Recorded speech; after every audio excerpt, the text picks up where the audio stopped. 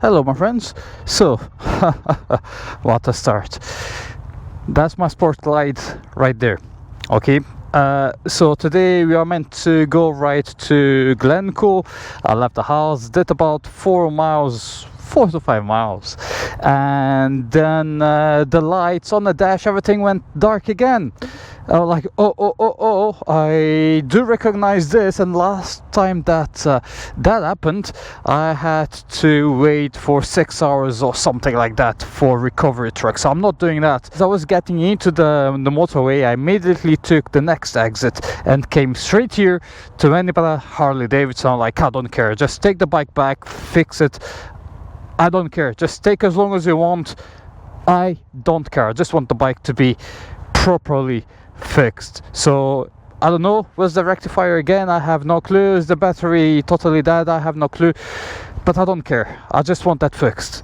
So okay, we are like about 1 hour something late. Eduardo and another friend of ours is already they are already in Stirling, going to the Green Valley, so I have to crack on. But anyway, you are seeing this is the lowrider ST117 cracking bike. I rode this at Thunder and Glens last year, did a wee test ride, and although I don't really like the riding position, that engine is extremely fun to ride, so I cannot wait to take this out for a wee ride again. And well, I'm gonna do a wee review and whatever of this bike. I already have my intercom on, sat nav is on as well. I know the way, but just in case, I need to stop to get some fuel as well, because the tank is not full and I'm not entirely sure how long this tank will last. I mean, this is a 117, a bit more hungry than my sport glide, so I gonna have to see. Okay, so that's it, let's crack on. I'll catch you at some point. Okay, a few moments later. I just stopped here to refuel, see if I can maneuver this bike easily. Where's the exit? Is here. So yeah, stopped here to refuel, paid about £13 or whatever it was.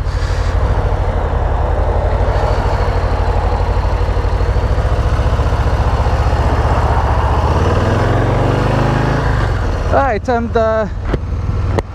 that is now on the way to Stirling and Canada, Tadrum.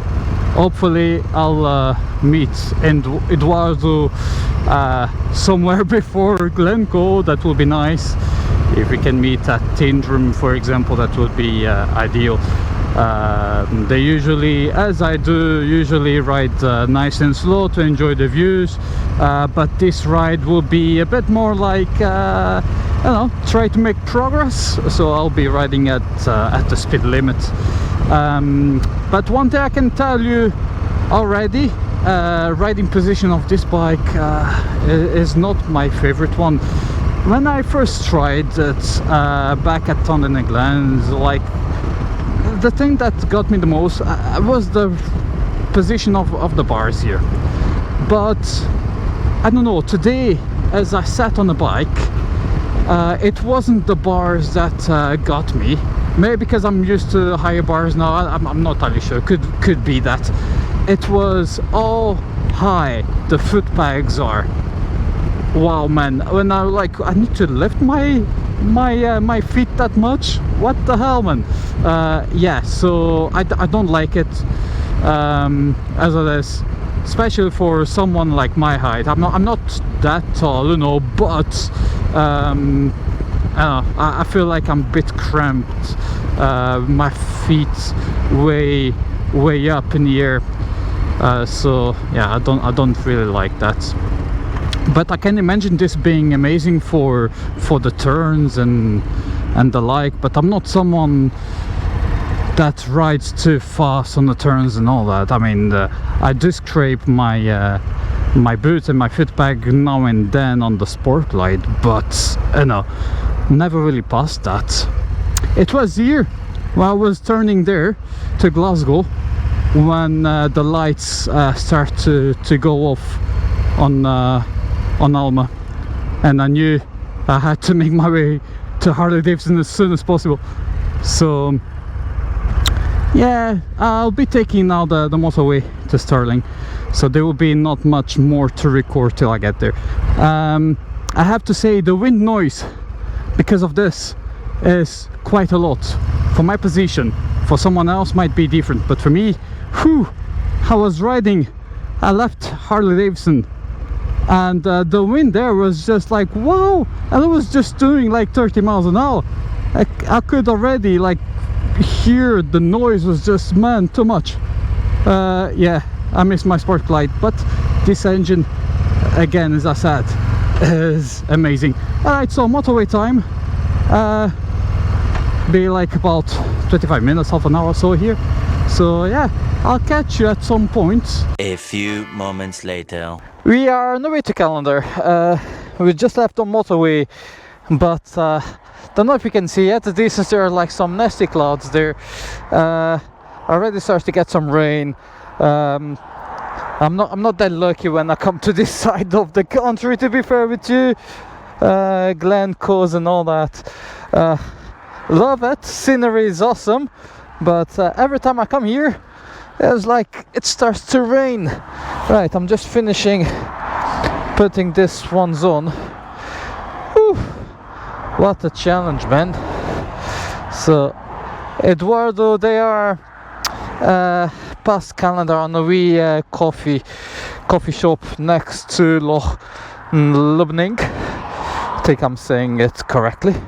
Look like a Muppet with this thing on, but at least it will keep me nice and dry. I was meant to bring my Gore-Tex jacket, but I was running late, end up not having time to take it out of the closet, put the wires for the heated gloves in and all that crap. Now I have to make do with these. At least I know that it keeps me dry. It's not ideal, but oh well.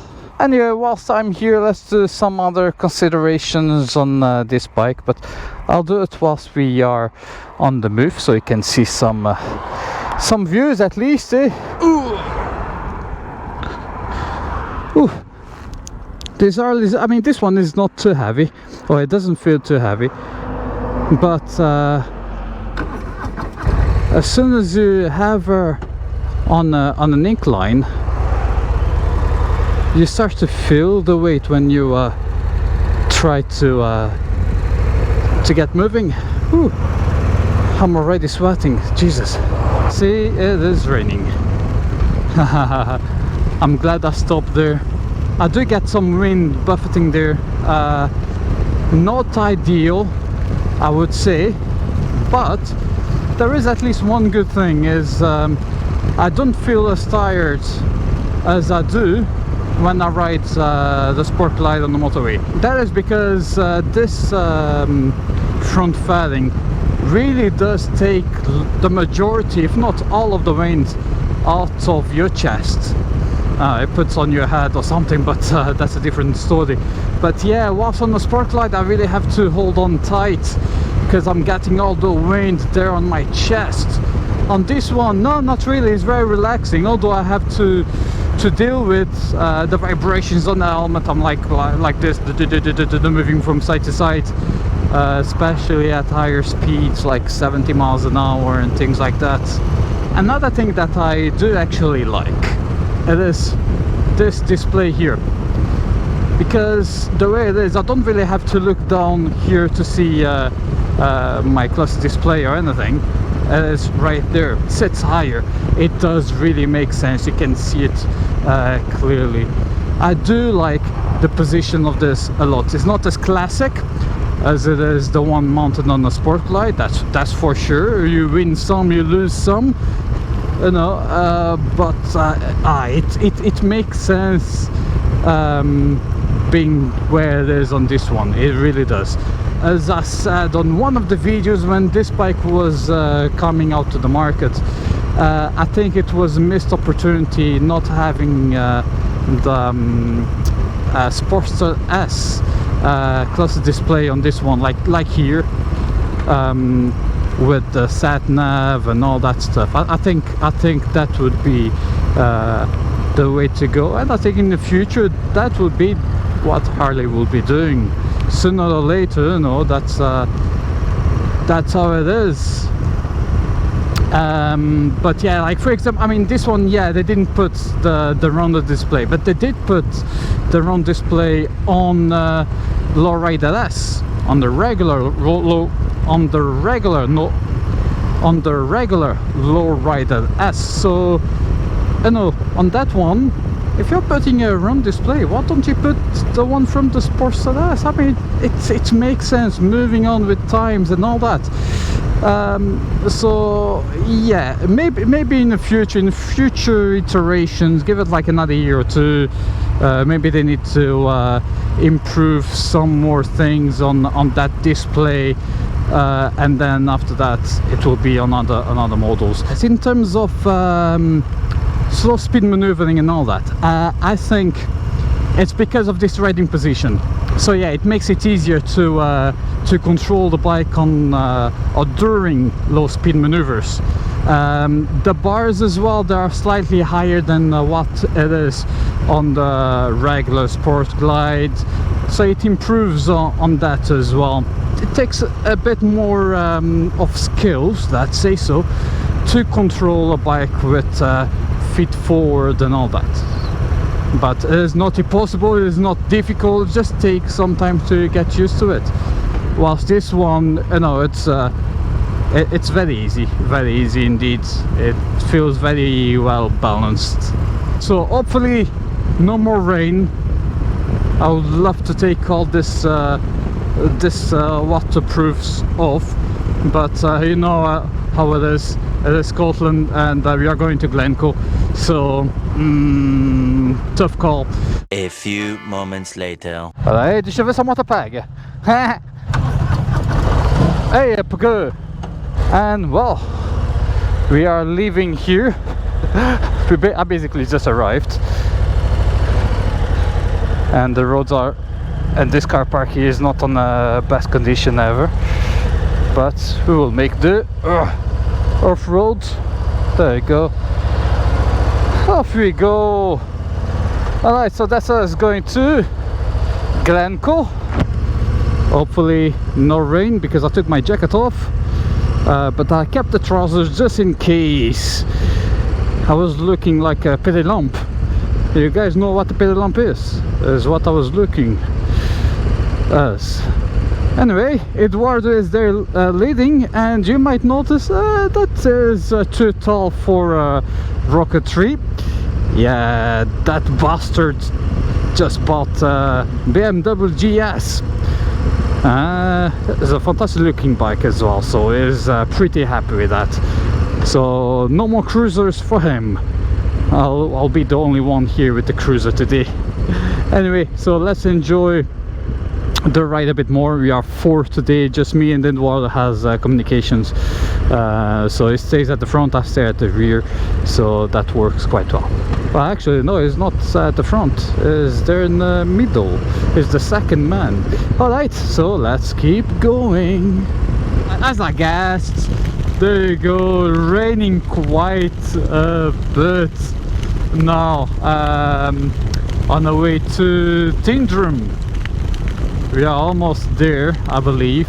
That was expected. Every time I come through this side of the country, beautiful as it is, I always get like rain like this. So like, yeah, let's go to Glencoe. Yep, let me get my waterproofs, and then yeah, we can go. I'm pretty sure like everyone else in the country, the weather will be like sunny, 20 something degrees, well maybe not 30 something degrees, but yeah, we don't really have the best of luck around this part of the country, to be very honest with you. But oh well, it is what it is. Well, as we are talking about the weather and water and all that, there you go, another drawback of this bike. And it is regarding the riding position and rain. So I have my waterproofs on because of the way I'm sat here. This leg, right, the left leg, every time I have to upshift or downshift or whatever, the trousers rides up. So this waterproof trousers, they don't cover, or let's put it this way. I have my Gore-Tex TCX boots, okay, fantastic boots, but they are not that high, right? So I rely on this waterproof trousers to cover the boots and not let water coming from the top. It works perfectly on my Sportglide. Due to the more feet forward position, I don't really move that much the feet right there. I know it works alright with that riding position. With this one, this constantly rides up, so I'm trying to readjust the trousers over and over again, pull it down to make sure no water is coming from the top of the boots, you know. But it has been a nice ride so far. I can finally relax, of course, because I had to make progress to catch up with them, and they kindly waited for me as well. So thanks guys, appreciate that, so we can enjoy this lovely road and rain together. A few moments later.